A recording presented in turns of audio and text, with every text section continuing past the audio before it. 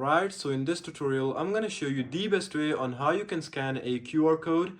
So make sure you watch this tutorial till the end to exactly know what to do.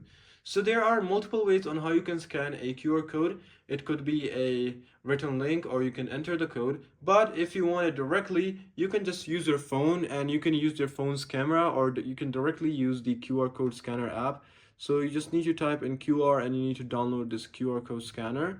And once you download it, you just need to scan the QR code and you need to just press on the link. Once you press on it, here as you can see, it says YouTube, so I just press on continue. And then it's just gonna take a while to load up, and then the code and everything, you just gotta press continue. And once it's done, it's just you just gotta choose your account. Once you do that, and you just gotta press allow, and here you go. Now you just gotta do wait, and right over here as you can see, we got the same accounts on YouTube while using the QR code.